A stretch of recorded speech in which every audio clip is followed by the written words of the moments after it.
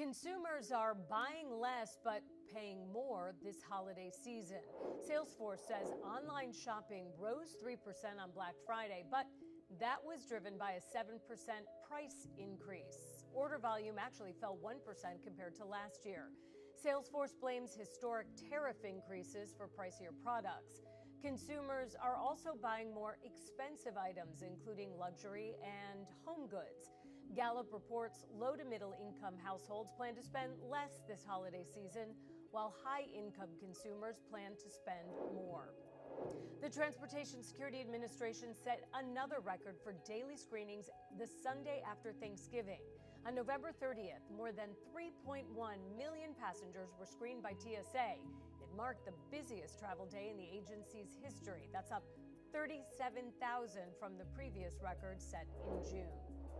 And a drug that helps people lose weight now has a slimmer price tag. Monday, Eli Lilly announced Zepbound will cost less for those who buy the medication straight from the drug maker. Those cuts range from $50 to $100. Company officials say this move will help fight the cost and coverage barriers. This comes a couple weeks after rival Novo Nordisk said it would drop the prices for its weight loss drugs, Wegovy and Ozempic. As you get new devices this holiday season, be sure to add our free streaming news channel, Tampa Bay 28+. You'll find all of our news, weather, plus in-depth special reports on things that matter to you, like the state of insurance and calls for HOA reforms. Not to mention Dennis Phillips.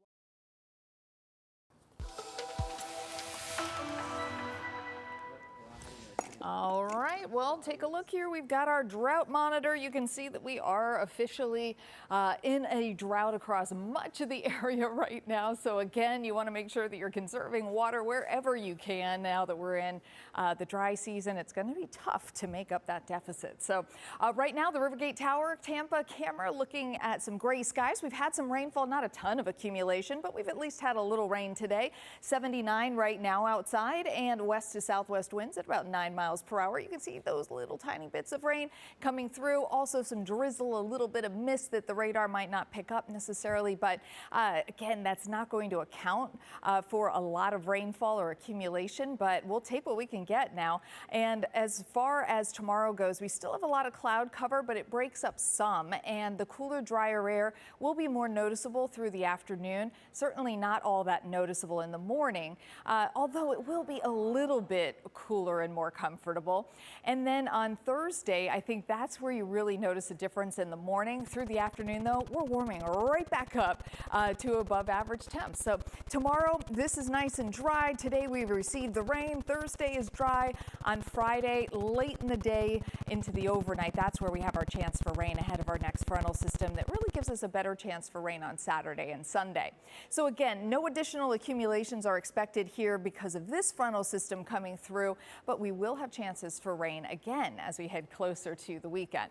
Now, as far as the dew points go, boy, they are elevated right now, quite muggy out there, and it's not necessarily getting all that much better by tomorrow morning, maybe dropping 10 degrees. I mean, that's a difference, and it'll be noticeable, but it's not dramatic. So by tomorrow night, we will have a bit of a difference here, and the temps will have fallen. So that's where it becomes noticeable that a frontal system has come through.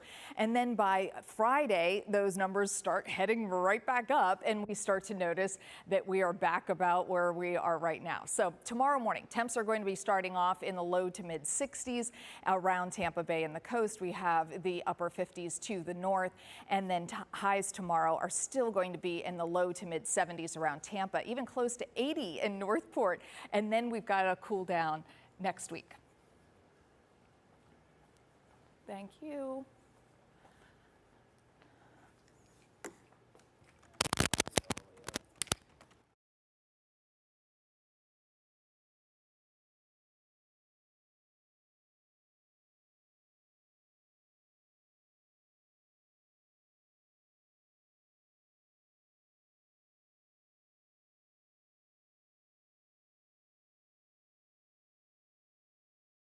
Item. So we are always in need of hygiene kits. A need that's grown as more and more families are experiencing hardships. Sometimes it could be a natural disaster. Sometimes it could be them being displaced from their homes. It could also be if they are a domestic violence victim. And like other nonprofit organizations, Shariah's Closet is looking for donations to help with their everyday operations, from physical donations like gently used clothing and shoes to financial support, a call to action many nonprofits push for towards the end of the year, with events like Giving Tuesday and end-of-the-year donations. According to the latest Giving USA report, last year, individuals, foundations, and corporations gave almost $593 billion to U.S. charities, with 66% of that chunk coming specifically from individuals. But there are rules in place if you're looking to use your donations as a tax write-off. First, the donation has to go to a tax-exempt organization. And if you're donating goods, those items have to be itemized and valued. Thomas Bowles, president of Telesys Tax and Financial, says the value donated will determine what records you'll need. $500 and below requires no documentation. Anything above $500 requires documentation. You have a ledger, bank statement, whatever it may be, and you give $1,000 to the philanthropic cause that you're giving towards. They will generally provide a letter of receipt as well as an address and a tax ID number. And if you're looking to donate to an organization, Thomas says make sure it's done before the end of the year, or else that donation will have to be filed in your 2026 income taxes. Marie Cornell, Scripps News Group.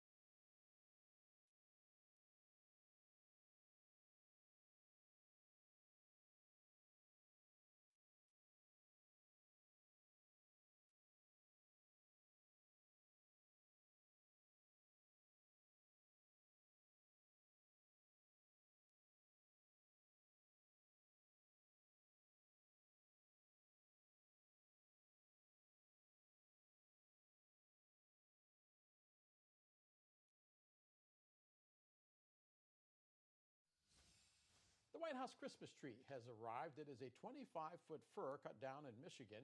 Corson's Tree Farm is about 150 miles northwest of Detroit. It won that nationwide contest to supply the tree that will be put up inside the Blue Room. It's pretty exciting. It's been a a long process preparing for this. You know, going back to the summer after winning the contest, and immediately your focus shifts to, okay, what's next? Now we need to find a tree large enough to fit the standard for what they need for the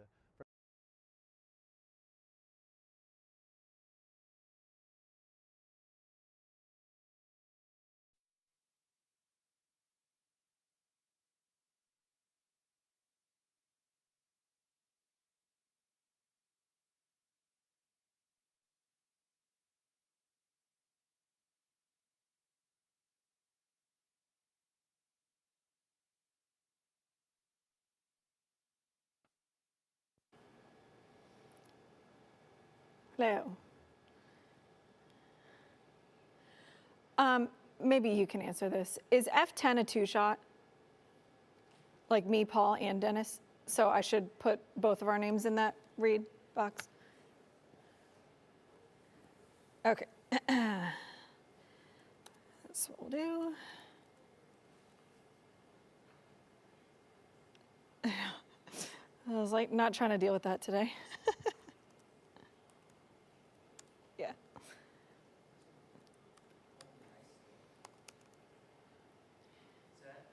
I just wanted to make sure, and it didn't like pop up on him, and I was like, oh, I'll read it.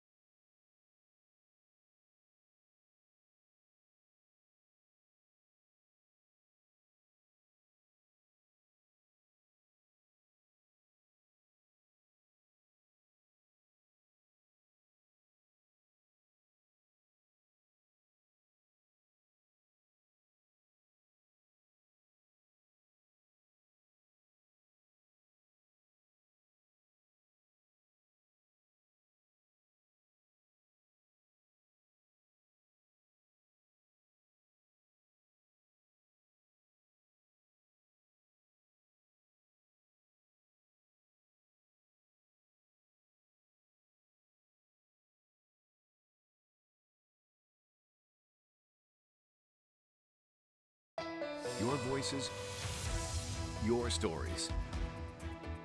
Local news that matters to you. Tampa Bay 28 News starts now. Right now at 5 tonight, the Cross Bay Ferry on the verge of making a comeback. The ferry really is a lifeblood and a circulatory system.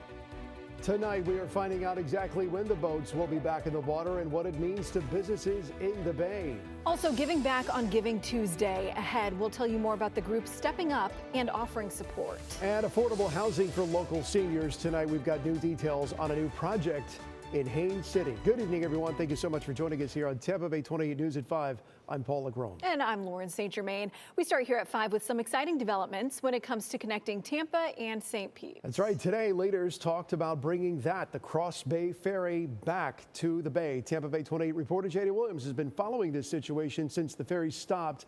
And tonight, Jada is learning new details about the possible timeline for a return to service.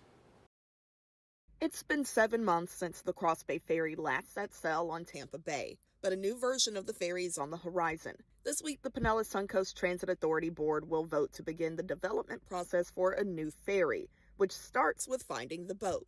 The right boat, the right docks, the right process. And right here in Tampa Bay, we are definitely the right place. PSTA plans to work with Hubbard's Marina to operate the boat. It's a great nod to the legacy of the family. My grandfather, my great-grandfather came to the region nearly 100 years ago and actually ferried passengers back in the barrier islands before there were even bridges. I'm also talking to business owners who say the return of the Cross Bay Ferry will be good for business. Previous ferry data showed approximately 77% of passengers spent money at restaurants, museums, and shops during their Cross Bay trips. The ferry really is a lifeblood and a circulatory system that allows us to, not only tourists, but locals to go to support. Jose Martinez tells me impacts from the 2024 hurricane season, Vinoy construction, no more ferries, Rays games in Tampa, and more all led to less foot traffic. It's amazing how all of those things, if you start shaving 2% because of one and 3% because of the other and so forth, businesses was down, by and large in many businesses, 20+%. The new ferry service will be year-round with an expectation to dock at the North Vinoy Basin in St. Pete. Excellent news for Mark Safko, who opened the doors of his business, Pachugo Cafe, to host the announcement. His favorite part? A focus on ADA accessibility during the search. It's going to make it so much easier for me and other people that are disabled to access, to go across the bay, be able to enjoy our bay being on it rather than just looking at it. There's still no timeline for when the ferry will start operating. In St. Pete, Jada Williams, Tampa Bay 28. Jada, thank you. All right, let's get a check of the weather right now. Chief Meteorologist Dennis Phillips is here with the forecast. And Dennis, it was a wet morning for some people. Yeah. And we've needed the rain. Is this going to have any impact on the drought conditions at all, or not really? Nah, I mean, I saw you saw it as well. I think you mentioned on social you didn't see any rain where you were. 3 drops. Yeah, 3. I didn't get any. Literally no rain at all in northern Pinellas. So, I mean, there were some spots that had some decent rain for a brief period of time. And for that matter, there's still even a few showers out there. Southern tip of Pinellas County into the Bay and also in central Hillsborough County. But overall, as you mentioned, just kind of a drop in the bucket. That's really all it is, literally a drop in the bucket with temperatures right now anywhere from the upper 70s to the lower 80s. So even though we're not going to get to see any significant rains, most of us at least, out of it, everybody will experience some cooler temperatures starting tomorrow night. And I think the coolest morning of the week will be on Thursday morning. So, I mean, there it is, kind of watching the rain as it pushed on through today and continues tonight. Tomorrow will be partly sunny. The wind starts to pick up a little bit out of the north behind the front, and that brings in those cooler temperatures, especially on Thursday morning. So if you didn't see rain this go around, and most folks didn't, you've got another chance later this weekend where I think temperatures may drop even a little bit cooler than what we're going to see tomorrow morning. And we'll talk more about that coming up in a couple of minutes. All right, thank you, Dennis. Breaking news just into the newsroom. The Florida Department of Law Enforcement issued a missing child alert for a 16-year-old from Lutz. Nikayla Green was last seen around the 21800 block of State Road 54 in Lutz. She was wearing a white shirt, black joggers, and blue grippy socks with no shoes. She may be heading westbound on State Road 54. If you see her, call 911 immediately. This afternoon, we learned about new charges for Silas Sampson. He is the man accused of causing that deadly Ybor City crash that killed 4 people and injured several others. Toxicology results came down today, confirming that his blood alcohol level was above the legal limit, and he had marijuana in his system at the time of that crash. He's now being charged with 19 charges for DUI manslaughter, including DUI with serious bodily injury and DUI with property damage. Also 17 different charges for fleeing and reckless driving. Sampson is in custody without bond as he awaits trial. Driving Tampa Bay forward now, FDOT is lowering the speed limit in 2 construction zones on I-275 beginning next week. The first is on the Howard Franklin Bridge between Pinellas and Hillsborough counties. The other is closer to St. Pete, lowering the limit from the exit at 38th Street to the exit at 4th Street North. The new speed limit will be 55 miles per hour. Meanwhile, as we move into the holiday season, giving is usually a major theme, right? But today we learned a South Florida couple is behind bars for taking. Attorney General James Uthmeier announcing the charges today. 29-year-old Caleb Fedrick and 29-year-old Neosha Taylor being charged with organized retail theft. The Attorney General said between September 3rd and November 14th of this year, they committed over 40 thefts, pretty much household appliances and laundry products from stores, including Target, Publix, and Walgreens and others. The stolen items were then put on Facebook Marketplace. All in all, the total financial loss about $31,000. So Christmas is just over 3 weeks away, and we want to make sure all your gifts make it under the tree in time. So here are some shipping deadlines you need to keep in mind. The United States Postal Service says you need to have all packages shipped by December 17th if you plan on using Ground Advantage or first class mail. December 18th for Priority Mail and December 20th for Priority Mail Express. Again, these are the deadlines for packages to arrive by December 25th. Meanwhile, today is Giving Tuesday, a time where folks offer support to local groups and nonprofits. One of those is Keep Tampa Bay Beautiful. Their education center sits right on the Hillsborough River, and it was destroyed during Hurricane Helene. So they tell us that after that storm, about $25,000 of their production equipment was lost, along with the building taking on 6 feet of water. But through donations and support, the Education Center has come a long way in over a year, reopening just 2 weeks ago. So if you'd like to help them out, additional support, we've got a link on how you can do that on our Give Back on our website. And this idea of Giving Tuesday stretches from Hillsborough to Pasco. People there in Pasco came together today to get books to local students. Tampa Bay 28 reporter Eric Waxler with the story. At Chester Taylor Elementary School, these kids are getting excited about more books. Volunteers with Friends of the Library brought hundreds of donated books to the library here. Some will be added to the shelves, others will be giveaways to students. Gail Hannes is one of those Friends of the Library members. To see the joy in the faces of children as they listen to stories, as they hear or read new things, and their eyes of wonderment, and it's a special feeling that you have that you want everybody to be able to pick up a book and read and enjoy. You can donate your books to any local library, and then in turn, the Friends of the Library will donate them to kids in need or sell them to raise funds for library programs. Experts say reading is crucial for elementary-age children to develop cognitive abilities, language skills, and even emotional intelligence, all laying a foundation for continued academic success. And Gail is always reading too. She tells me she currently has 3 books going at once. Historical fiction is just kind of a feeding my soul.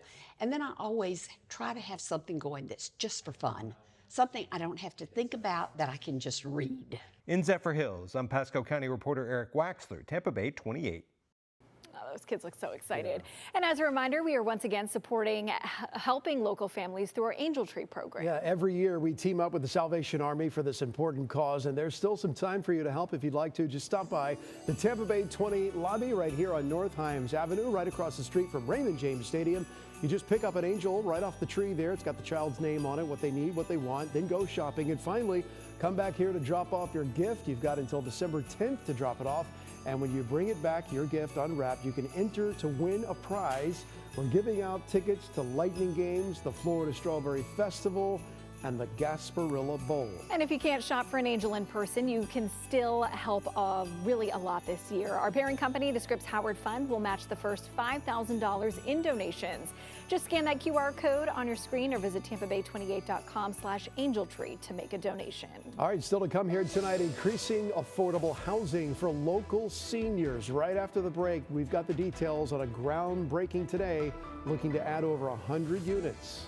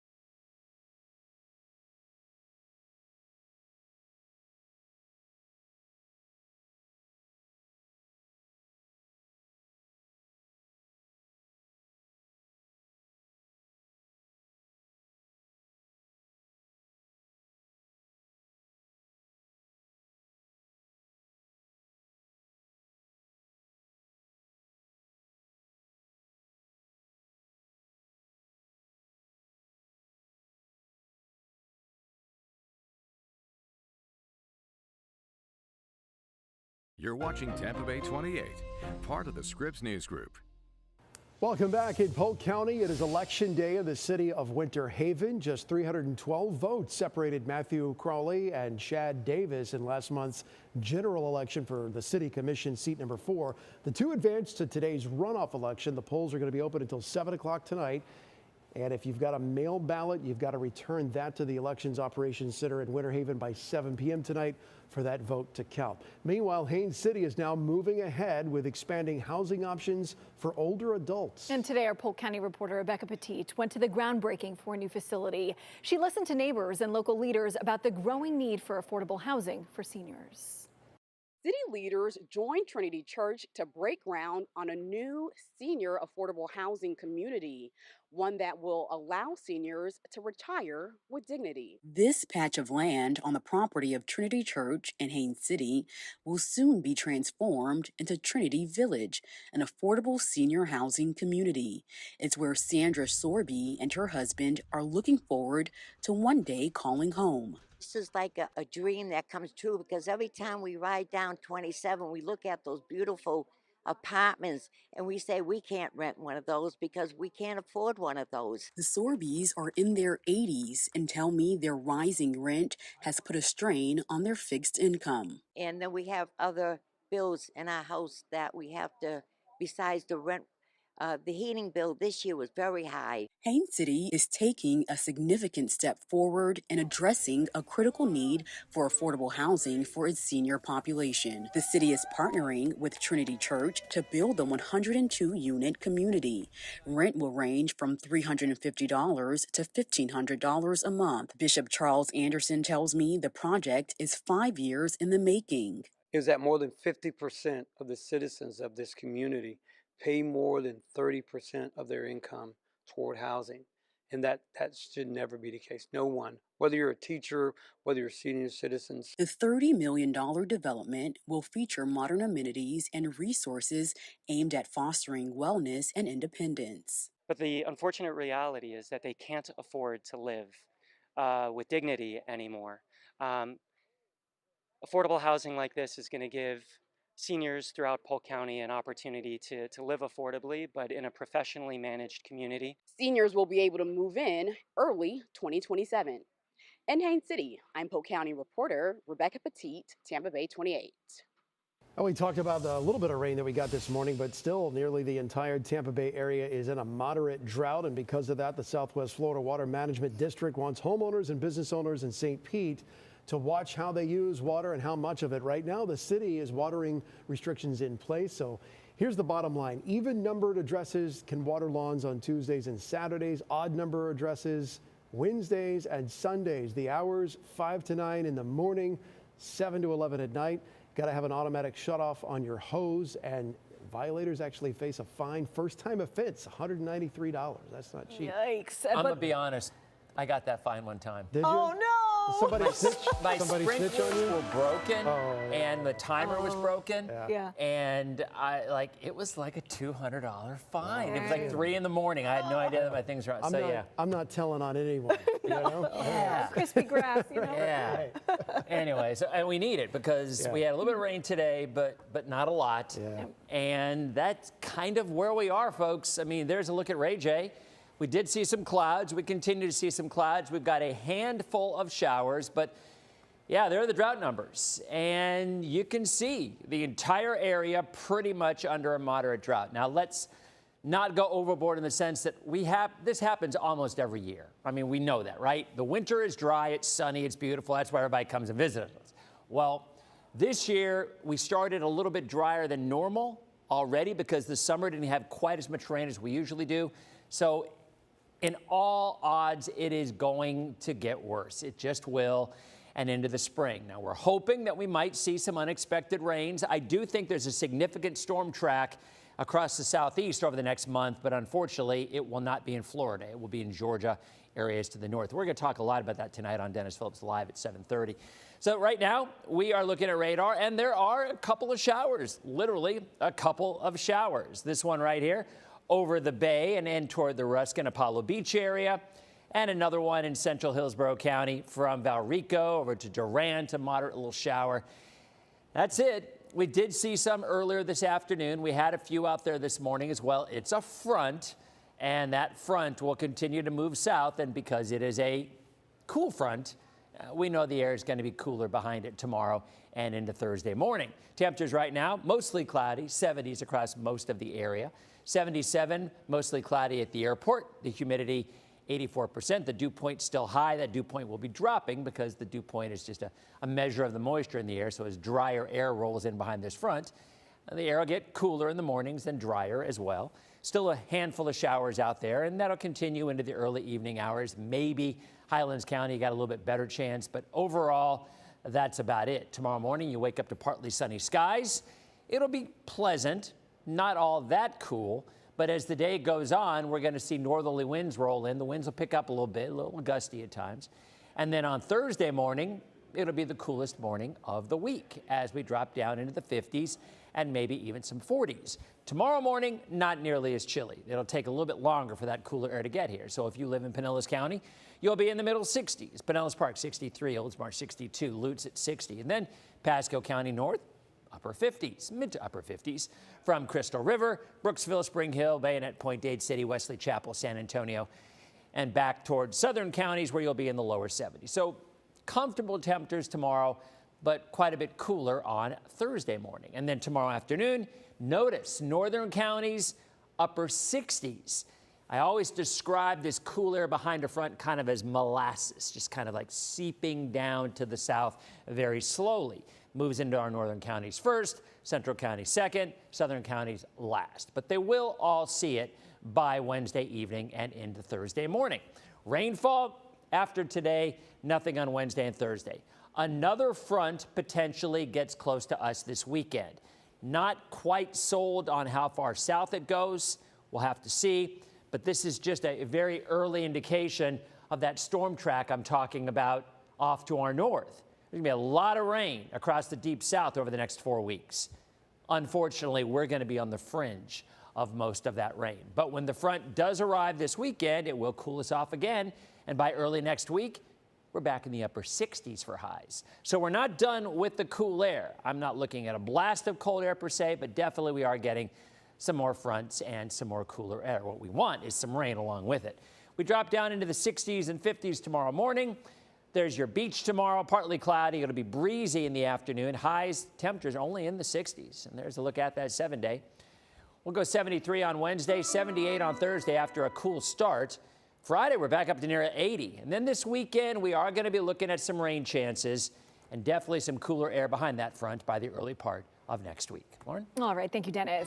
Still to come here on Tampa Bay 28 News at 5, building confidence while staying healthy. After the break, I'll tell you more about the Girls on the Run special event this weekend in Tampa and how you can participate. And still ahead at 5:30 tonight, protesters in Tallahassee pushing back on plans to redraw the state's voting maps. Capitol reporter Forrest Saunders tonight with how it could affect your vote and where this is going to go next.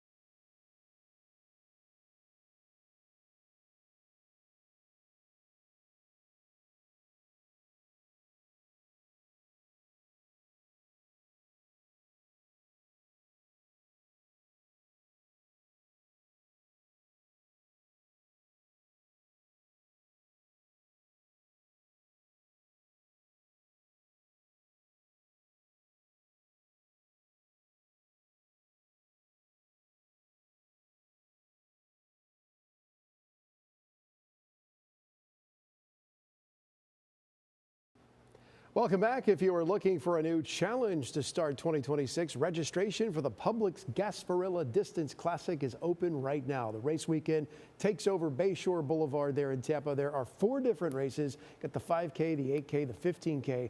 But the half marathon and the multi-race challenges, those are already sold out, so you definitely want to register soon. You can find that registration just by scanning the QR code on your screen. And speaking of running, if you want to get some exercise and support a good cause this weekend, the Girls on the Run 5K is bright and early Saturday morning. I volunteered with Girls on the Run for more than a decade now, and it's such an amazing nonprofit. It's an after-school enrichment program focused on building confidence in girls in 3rd through 8th grade. Coaches use fun lessons with physical activity and running to do that. Today, I sat down with Lauren Levine. She's the executive director of the Tampa Bay chapter, which serves Pasco, Hillsborough, Pinellas, Sarasota, and Manatee counties. She tells me school administrators want the program to stay in their schools because of the impact on students. They see how the confidence in girls increases in their classroom. So it's not just in their personal lives. They are doing better in school. They're taking leadership roles in the classroom as well. All of you at home can join us on Saturday. You can register as a community runner, and registration fees go right back into the program. Registration is open until 8 a.m. on Friday. The 5K is this Saturday at Al Lopez Park. Everything opens at 8 and the 5K begins around 9:15. There'll be a lot of vendors and activities beforehand. I put a link to register on our website, tampabay28.com. Just go to the news links section. It is always such a fun morning. Yeah. Hundreds of girls and their families, and we love having community runners out there as well. Good way to kick off the weekend. Absolutely. Tampa Bay 28 News at 5:30 is coming up next. Paul, what are you working on? So we're talking about this big news that came down today for parents. We'll talk about the so-called Trump savings accounts and the $6 billion donation from the Dells. We'll get into that, what it means potentially for local kids. Also ahead, property taxes on the top of the agenda in Tallahassee. And today, protesters, well, they descended on the Capitol, pushing back on redrawing those voting maps. Forrest Saunders is going to join me to talk about the busy day in Tallahassee. And Armwood High School now 2 wins away from another state title and a perfect record this season. Ahead, what is driving the Hawks to dominate?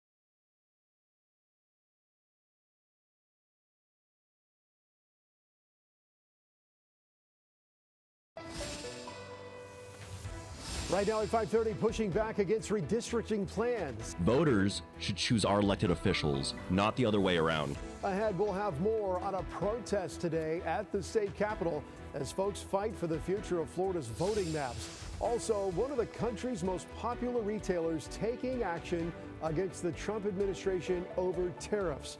Ahead, we are digging deeper into if more will follow suit and the major role of the U.S. Supreme Court now playing in the ongoing trade war. And a local high school football team continues their quest for perfection. Why more than just a championship pedigree is driving the Armwood Hawks toward another state title. Good evening, everyone. Welcome in here to Tampa Bay 28 News at 5:30 tonight. I'm Paul Agrone. We'll have those stories and more for you in just a few moments. But first, here's what's making news right now, starting with a court appearance today for the Afghan man accused of shooting 2 members of the National Guard, killing one of them.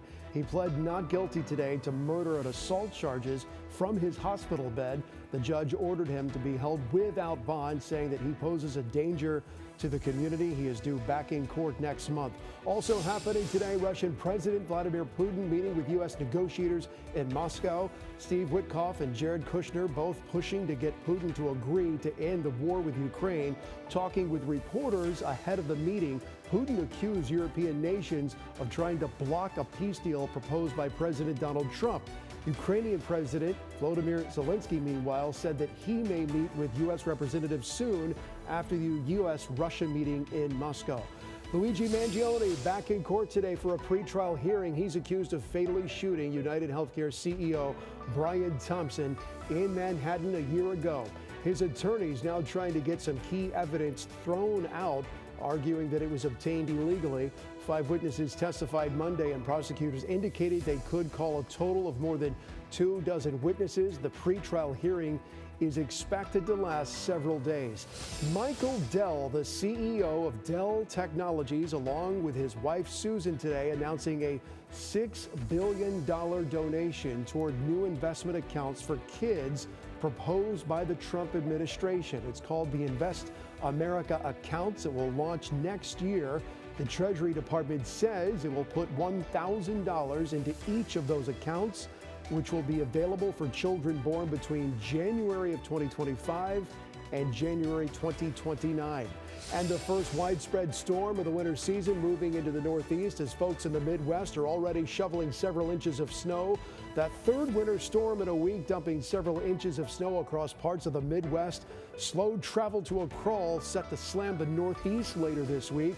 Air temps forecast to plunge to double digits below zero as far south as Iowa and Nebraska by Thursday. Winter weather not in the forecast here, as we do take a live look outside as we bring in Chief Meteorologist Dennis Phillips. A decent sunset out there. You can never complain about that. It's always a painting and a portrait of our area, Dennis, but it started out as a rainy day today. It did for some of us, yeah. Some folks definitely had some rain, other folks not a drop, and excuse me, that will be our winter. I mean, it will be. There's going to be a lot of rain across the Carolinas and the Deep South over the next couple of weeks. But unfortunately for us, there just won't be much. I think Florida is going to miss out on most of it. But right now, there are a few showers from right around Apollo Beach down to Ruskin over toward Bloomingdale. And now moving into western Polk County. Temperatures still 70s, but this is a cold front, or kind of a cold front. And temperatures will be dropping behind it on Wednesday night, and Thursday morning actually be the coolest morning that we will see for the week. Tomorrow, I think we're back to more sunshine, fewer clouds, and pleasant temperatures. The winds are going to pick up a little bit. Tomorrow afternoon, I do think a northerly wind will bring our temperatures lower as we go into tomorrow night and into Thursday. But for tonight, partly cloudy, handful of showers, not many, and they'll all be inland. We drop into the 60s, and then another front rolls in this weekend. Does that mean rain for this weekend? Maybe. We'll talk about it coming up in a few minutes. All right, Dennis, see you soon. Well, today in Tallahassee, protesters packed the state capitol, warning that state leaders are rushing to redraw voting maps. It comes just days before House lawmakers are set to hold their first public meeting. Capitol reporter Forrest Saunders with what happens next. At the Capitol, the message was loud. Voters should choose our elected officials, not the other way around. Dozens of civil rights and voting rights groups held what they're calling a We Draw the Lines Day of Action, blasting state leaders for even considering new congressional maps just 3 years after the last redraw. That is not democracy. That is a power grab. Speakers accused the governor and legislature of bowing to national political pressure and violating Florida's fair district rules, which ban partisan gerrymandering. No politician and no party is entitled to a single seat. It is the people who are entitled to fair maps and equal representation. Redistricting is not just about lines on a map, it's about your voice. The rally comes ahead of Thursday's first House Select Committee meeting on redistricting, a meeting Democrats say raises serious alarms. It's cynical, it's inappropriate, frankly, it's illegal, and I'm just so sorry to see that our state is moving forward in this direction. House Speaker Danny Perez formed the committee in August, saying in a memo lawmakers needed legal clarity after the Black Voters Matter state Supreme Court ruling raised, quote, important and distinct questions about the applicability and interpretation of certain provisions of the so-called fair districts provisions of the Florida Constitution. Well, we're excited about the start. But Florida's governor seems to be offering his own timeline, suggesting in an interview with a Floridian that a special session is needed. His timeline, political posturing. The Senate, meanwhile, is staying pretty quiet about the idea. Staff said in a statement President Ben Albritton and the governor had spoken, but that's about it. Quote, the governor reiterated to the president what he has stated publicly, that the timeline for addressing redistricting should be next spring. We have always assumed that means after the regular session. Okay, so what is next here? Well, of course, it will be that committee meeting, and that is scheduled for 1:30 on Thursday afternoon. But at the same time, we're just now getting alerted that there's going to be a march for some of those voting rights groups. They're going to march to the Capitol and try and stop this effort before it begins.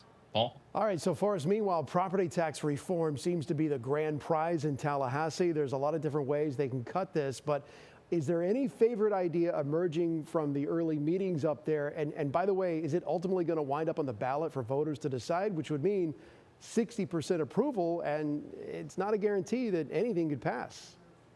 This is really going to be the big fight, I think, of the next legislative session, kind of like immigration reform was ahead of the last session that we had earlier this year.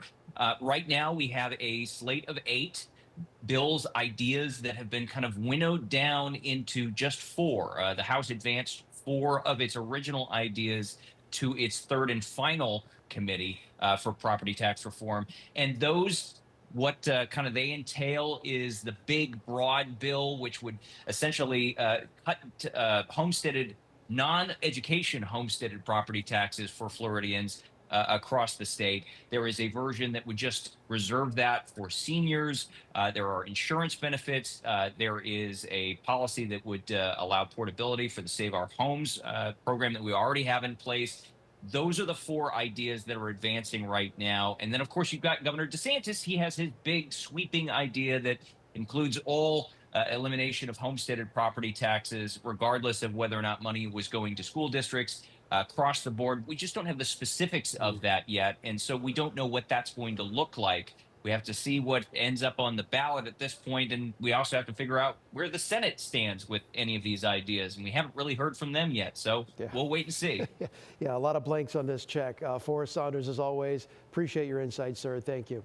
Shifting our focus here back to the nation's capital tonight, where new questions are being raised about U.S. airstrikes on suspected drug vessels in the Caribbean Sea. The Washington Post reporting that 2 boat survivors were killed after a second U.S. airstrike was authorized in September. Critics have called this action a war crime, citing international law that prohibits killing enemy combatants who are no longer posing a threat. The thing was on fire. It was exploded in fire or smoke. You can't see anything. You got digital. This is called the fog of war. The Washington Post reporting at the start of the operation, Pete Hegseth ordered his team to kill everybody on board. Lawmakers from both parties have demanded an investigation. Meanwhile, elsewhere, the U.S. Supreme Court continuing to weigh the legality of President Trump's sweeping tariffs. And in the meantime, a growing number of companies are lining up to get refunds for the tariffs they've already had to pay. Stephanie Liebergen tonight with the Scripps News Group explains why businesses are now suing and what that could mean for you. Wholesale retailer Costco is the latest company to sue the Trump administration over some of its sweeping tariffs.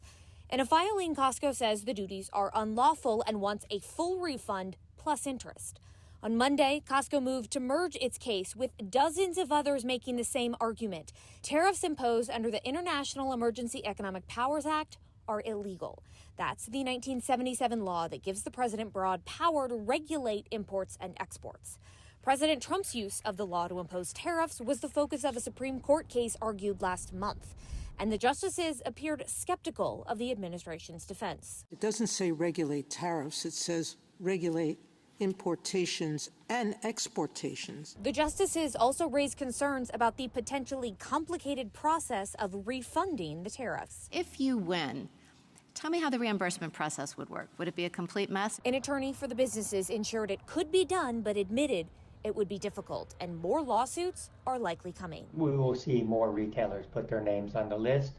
They'll do so, one, to get the money back, but two, also they'll be thinking about whether or not they'd be at a competitive disadvantage if their competitors get the tariffs back, but they do not. Even if the Supreme Court rules the tariffs illegal and requires reimbursements, it won't help customers who have faced higher prices because of them. An analysis from the Tax Foundation estimates new tariffs from the Trump administration will cost the average household $1,100 this year. Stephanie Liebergen, Scripps News Group, Washington. Stephanie, thank you. Still to come here tonight, Armwood High School now on the verge of adding another football state title to their trophy case. After the break, we'll take you to the practice field as they are chasing perfection. Perfect record this season. Next.